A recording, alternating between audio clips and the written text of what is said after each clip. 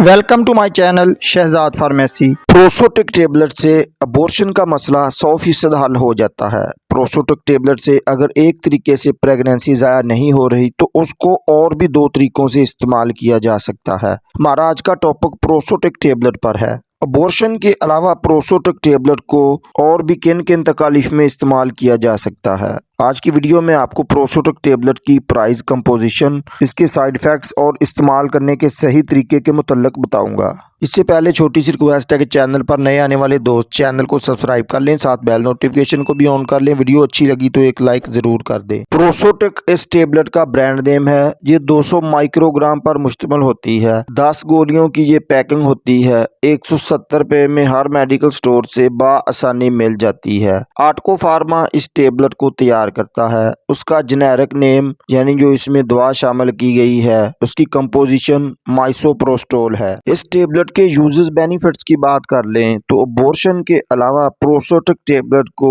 मैदे के अल्सर से बचने के लिए भी इस्तेमाल किया जाता है। यानी जब कोई दर्दकुश एंसर्स अदवायात मसलन डिक्लोरान, ब्रूफन या नेप्रोक्सन वगैरह का इस्तेमाल करते हैं तो उससे मैदा अपसेट हो सकता है। मैदे में अल्सर, सोजिश का मसला बन सकता है। या जिन लोगों को एंसर्स के इस्तेमाल से मैदे का अल्सर बन जाता हो तो मैदे के अल्सर जख्म से बचने के लिए प्रोसोटिक टेबलेट भी साथ इस्तेमाल करवाई जाती है ताकि ये अदवायात मैदे को अपसेट ना करें, आंतों में जख्म या मैदे में सोजिश पैदा ना कर दें। उसके अलावा डिलीवरी के बाद होने वाली दर्द, ब्लीडिंग के इलाज में डॉक्टर इस टेबलेट को प्रेस्क्राइब करते हैं। उसके अलावा बच्चादानी के नुकाइस को रोकने के लिए भी इस टेबलेट का इस्तेमाल करवाया जाता है। उसके अलावा इर्रेगुलर पीरियड्स में भी इस टेबलेट का इस्तेमाल करवाया जाता है। यानी कि पीरियड्स बेवक्त से आए, वक्त से पहले आ जाएं, जब बाद में आए या तकलीफ के साथ आए, ब्लीडिंग के साथ आए तो इस सूरत में भी इस टेबलेट का इस्तेमाल करवाया जाता है। और प्रेगनेंसी को ज़ाया करने के लिए इस टेबलेट के साथ माइफप्रीस्टोन टेबलेट का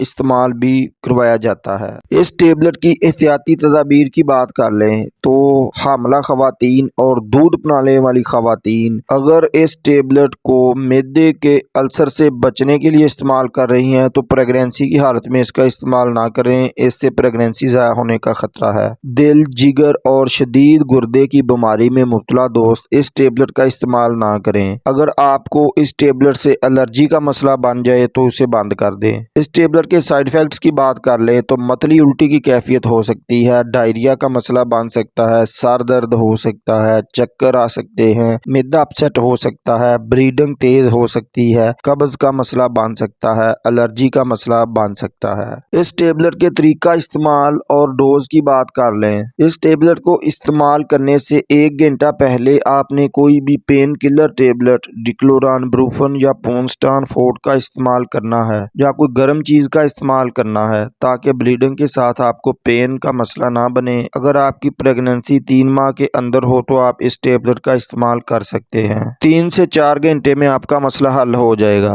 उसका पहला तरीका ये है कि 4 गोलियां ज़ुबान के नीचे रखकर ज़ुबान से आहिस्ता आहिस्ता आपने मसलनी है। ये गोलियां पानी के साथ निगलनी नहीं है और फिर आपने 2 से 3 घंटे तक वेट करना है। अगर ब्लीडिंग ना हो तो फिर आपने 2 गोलियां और ज़ुबान के नीचे रख लेनी है। अगर ब्लीडिंग कम हो तो फिर 2 गोलियां आप ज़ुबान के नीचे रख लें। इस तरह से इंशाल्लाह 2 से 3 घंटे तक आपकी प्रेगनेंसी ज़ाया हो जाएगी। दूसरा तरीका ये है कि आपने 3 गोलियां ज़ुबान के नीचे रखनी है और 3 गोलियां वजाइना में इंसर्ट करनी है। इस तरह से भी आप 3 से 4 घंटों में आपका अबॉर्शन का मसला हल हो जाएगा। तो उम्मीद है दोस्तों आज की इन्फॉर्मेशन आपको ज़रूर पसंद आएगी। वीडियो को एक लाइक और चैनल को सब्सक्राइब करके जाएं। कमेंट में अपनी राय का इज़हार करें। अस्सलाम वालेकुम।